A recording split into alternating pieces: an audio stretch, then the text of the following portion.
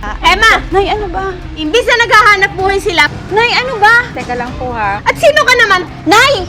Hindi na kayo nahiya! Tungkol saan na naman ba, Tay? Hindi ka na lang maging masaya. Hindi na sila nakakatulong sa akin. May pangarap sila, ikaw wala. Anong ginagawa mo dito, ha? Hindi na sila mag-aaral. Ikaw lang yung ina, nakita kong ganyan. Wala ka bang anak? Ang kulit mo din, ano? Iba na lang. Huwag yung mga anak ko. Obligasyon mo silang buhayin dahil anak mo sila. Ano ibig mong sabihin dyan, ha? At sino ka? Para pagsalitaan ako ng ganyan, ha? Ano? Aga na nga yan! Nay, may pinag-iipunan po ako. Kung hindi kaya kita pakainin, gusto mo? Kaya ikaw? Pag sinabi kong magbigay ka, magbibigay ka! Napakalupit yun naman. Tanging suporta nyo lang ang kailangan namin, Nay.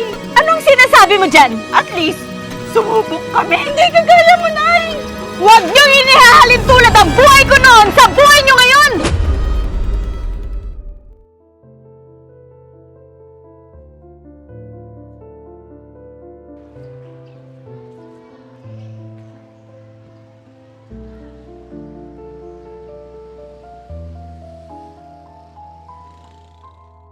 Oras na, wala pang masasakyan. Oh, Emma, anong ginagawa mo dito? Oh, Ma'am Mitch, kayo po pala. Bakit po? Wala naman iha. Gusto ko lang sabihin na natutuwa ako sa'yo. Natutuwa po kayo? Bakit naman po?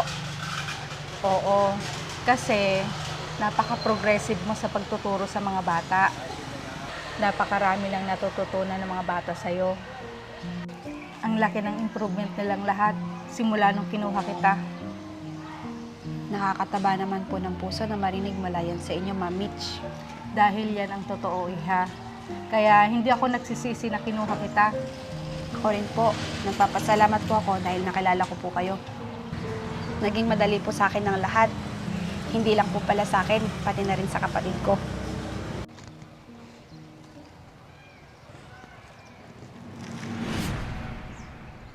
Anong ginagawa ni Emma dito? Sino yung kausap niya? Oo nga pala. Kamusta naman ang pag-aaral ng kapatid mo? Ayos lang naman po, nami-maintain po niya yung grades na kailangan.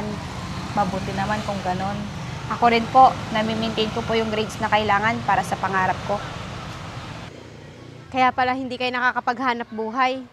Dahil may nagsusulsul sa inyo. Ano ba ang pangarap mo, Emma? Emma! Oh, Nay, ano pong ginagawa niyo dito? Siya pala yung nanay mo, Emma. At sino ka naman? Nay, ano ba? Okay lang ako, Emma. Ako po pala si Mitch. Ako yung tumutulong sa mga anak ninyo para makapag-aral. Kaya pala. Hindi na sila nakakatulong ng dahil sa'yo. Teka po, ano pong ibig niyo sabihin? Imbis na naghahanap buhay sila para makatulong, eto sila. Nagsasayang ng oras at panahon dahil sa inyo. Nay, ano ba? Wala pong kasalanan si Ma'am Mitch dito. Gusto lang po namin makapag-aral ni Bunso kaya nagpatulong kami sa kanya. At dinamay mo pa talaga yung kapatid mo sa kahibangan ito? Teka lang po ha. Hindi naman po kahibangan na gusto mag-aral ng mga anak nyo. At sino ka naman para turuan ako sa mga desisyon ko para sa mga anak ko, ha? Hindi ko naman po kayo tinuturuan. Tinutulungan ko lang po kayo. Pwes, hindi ka nakakatulong. Nakakagulo ka lang sa buhay namin. Nay, ano ba? Sobra na po yung pananalita nyo. Emma, okay na ako. Sige ho, aalis na po ako.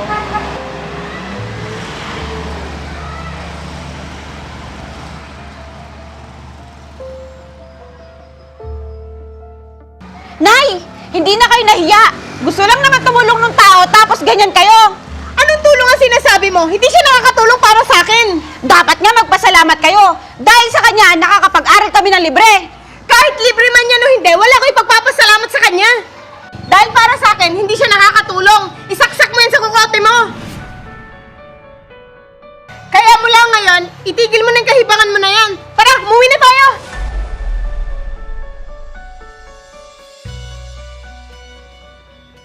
Bakit kaya ganun si nanay? Imbis na maging masaya siya dahil nakakapag-aral kami nang hindi siya inuobliga. Galit pa siya. Bakit kaya?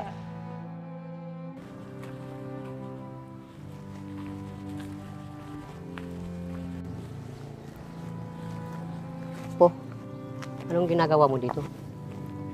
Tsaka, bakit ganyan ang itsura mo? Ang nanay mo na naman ba? Tsaka, Nasaan yung kapatid mo? Wala pa po siya. Bakit hindi pa siya umuwi galing eskwelahan? Hindi po. Nandun po siya sa tindahan pinapasukan niya. Anong ginagawa niya doon? Hapon na. Wala pa siya. Galit na galit nga po sa amin si nanay. Pinipilit niya po magtrabaho si Bunso doon. Para daw po may pakinabang naman. Di ba niya naiisip yung pagod niya galing eskwelahan? Hindi naman po iniisip ni nanay ang nararamdaman namin. Ang importante naman po kay nanay yung makapagbigay kami ng pera sa kanya. Kahit kailan naman po, hindi niya po kami tinanong kung pagod ba kami o kumain na ba kami. Ewan ko ba dyan sa nanay niyo? Nag-aaway na naman kami pag sinasabihan ko. Nakakahiya nga po kay Ma'am Mitchlo. Bakit ako? May kasalanan ka ba sa kanya? Wala po. Pero si nanay, meron. Ang nanay mo? Paano? Pinagsalitaan po niya kasi ng hindi maganda si Ma'am Mitchlo.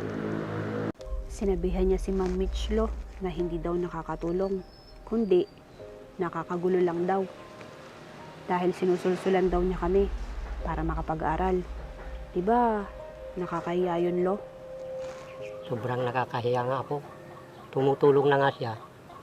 Minamasama pa ng nanay niyo. Hiyang-hiya nga po kay Ma'am Mitchlo. Anong mukha po ang iharap ko sa kanya bukas? Hindi ko nga alam ang iisipin ko. At sasabihin ko, Apo, wala nang pinapakinggan ang nanay niyo kung hindi ang sarili niya. Yun nga po, Lo. Ang hirap pong paliwanagan ni nanay. Hayaan mo, Apo. Susubukan kong kausapin ang nanay mo. Maraming salamat po, Lolo. Tara na po. Baka nahanap ka na ng nanay mo. Sige po, baka nandun na rin po si Bunso.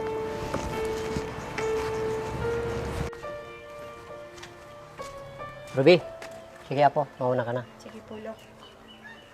Ruby, pwede ba tayo mag-usap? Bakit po, Tay? Halika, mag-usap tayo.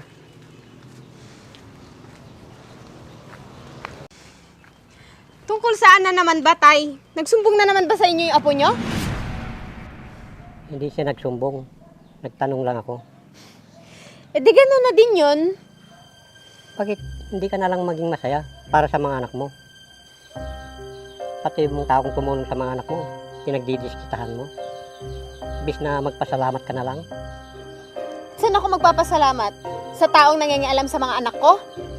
Hindi siya nangingialam. Tinulungan lang niya ang mga anak mo. Tinulungan? Saan? Sa pagiging tamad? Nakita nyo? Hindi na sila marunong maghanap buhay. Simula na ipasok sila sa pag-aaral. Hindi na sila nakakatulong sa akin. Hindi ba katamaran yun, Tay? Isa lang ang sasabihin ko sa iyo, Ruby. Huwag mong itulad ang sarili mo sa mga anak mo. Dahil ang mga anak mo, may pangarap sila. Ikaw wala.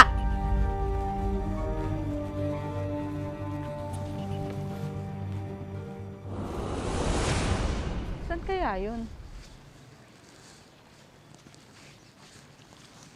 Sabi nila, dito daw banda yun eh.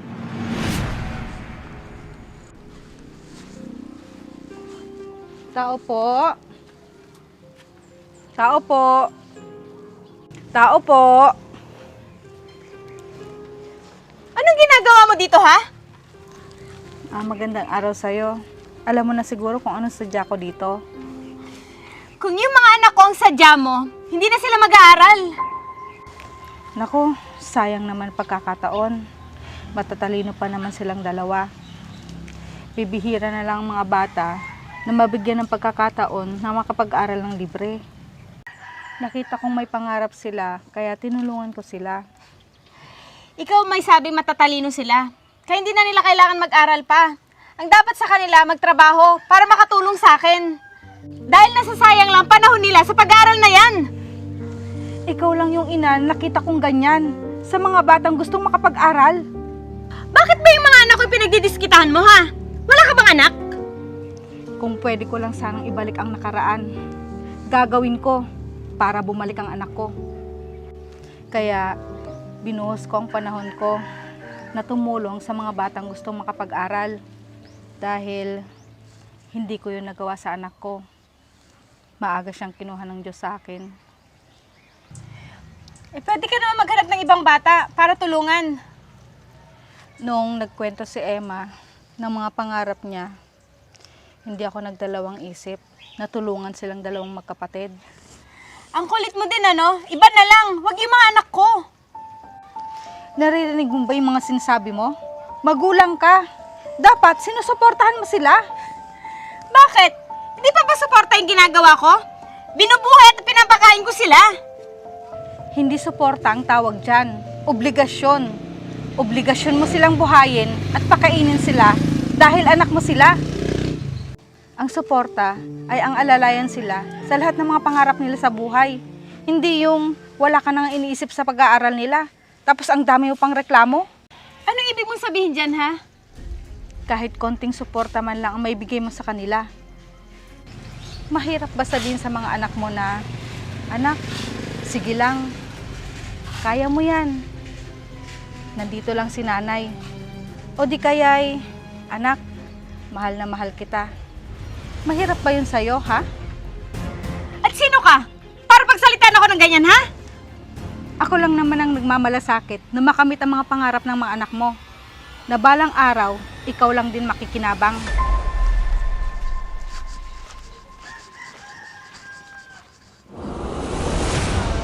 Ingat kayo. Bye! Oh, Emma, mabuti naman, pumasok ka na.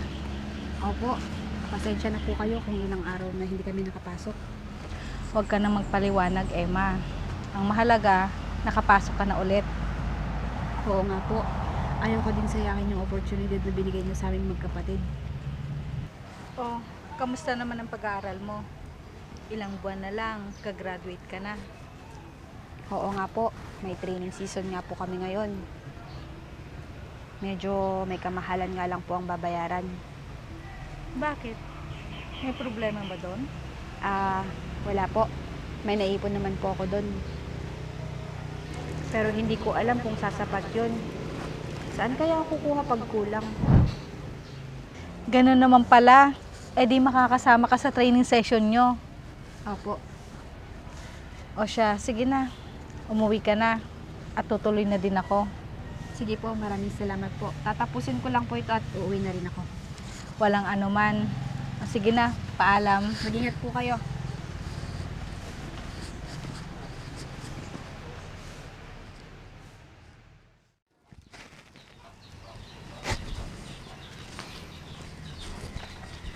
Saan ka na nang ba galing? Hapon ka na umuwi, ah. Nay, nagtinda lang po ako ng kakanin kanina. Asan yung kinita mo? Nay, ito lang po yung kinita ko. Tsaka may pinaglalaanan po ako nito. Ano? Visit na pag-aaral yan? Akin na nga yan! Nay, wag po! Nay, may pinag-iipunan po ako! Ganon! Kung hindi kaya kita pakainin, gusto mo? Nay, ngayon lang po ako hindi magbibigay sa inyo. Kaya ngayon o bukas, pareho lang din yun! Kaya ikaw, pag sinabi ko magbigay ka, magbibigay ka! Tandaan niyo yan, ha? Nay, bakit ba kayo ganyan? Napakalupit nyo naman! Imbis na maging masaya kayo para sa amin, hindi! Ni wala nga kaming hiningi sa inyo. Tanging suporta nyo lang ang kailangan namin, Nay. Yung palakasin nyo man lang yung loob namin, Nay, para magpatuloy. Hindi yung igagaya nyo kami sa inyo, na mahina ang loob. Anong sinasabi mo dyan? Nay, mahirap bang sabihin yung sige anak? Ipagpatuloy mo lang yan. Kaya mo yan. Hindi man namin matupad yung pangarap na gusto namin. At least, sumubok kami. Hindi kagaya mo, Nay, na natakot sumubok. At least kami, masaya naming iisipin ang lahat. Hindi kagaya mo! Huwag niyong inihahalin tulad ang buhay ko noon sa buhay niyo ngayon!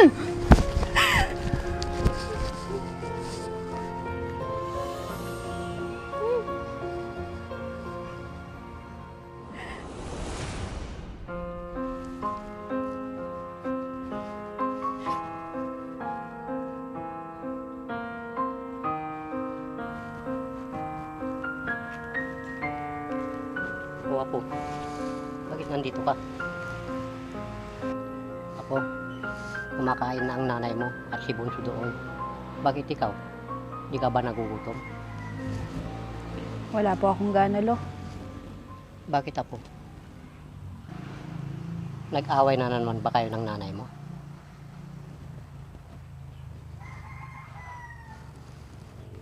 Si Ruby talaga. Gusto mo bang kausapin ko siya? Wag na po, Lolo. Mag-aaway lang po kayo ni Nanay. Bakit ka na naman ba inaway? Pera na naman bang dahilan? Si Ruby talaga. Puro pira ang nasa isip. Nakiusap lang ako sa kanya na may pag-iipunan lang ako. Kaso, nagalit siya. May kailangan lang po kasi akong bayaran sa eskwelahan. Medyo may kamahalan. Kaya kailangan ko talagang mag-ipon. Ganun ba? Magkano ba ang dapat mong bayaran Apo? 6,000 po. 6,000? Para saan yun? Para po sa training session namin yun, Lo. Kasi po, malapit na ako magtapos. Ganun ba po? Natutuwa akong marinig yan. Parang kailan lang na nangarap ka. Ngayon, malapit na magkatotoo ang mga pangarap mo. Apo, basta't maghintay ka lang, maaabot mo rin ang lahat ng yun. Basta't patuloy ka lang mangarap at magtapos Apo. Pasasaan ba't mararating mo din yun. Opo, Lolo. Maraming salamat po. Hindi ko po alam ang gagawin kapag nawala kayo. Kaya, Lo, ipangako niyo po sa amin na hindi niyo po kami iwan ni Bunso. Pangako Apo, hanggat nabubuhay ako, mananatili ako sa tabi niyo. Maraming salamat po, Lolo. Mahal na mahal po namin kayo ni Bunso. Lo, may masakit po ba sa inyo? Wala Apo, nagugutom lang ako. Akala ko po kasi may masakit na sa inyo. Wala po. Sasabihin ko sa inyo kung meron man. Talaga po, Lolo. Huwag po kayo maglilim sa amin, ha? Oo Apo, kita mo, malakas pa ang lolo nyo. Tsaka makikita ko pang matupad ang mga pangarap nyo. Oo na po, Lolo. Naniniwala na po ako sa inyo. Tara na po, minom tayo at nang makakain na tayo. Sige po, Lolo. Tara na po.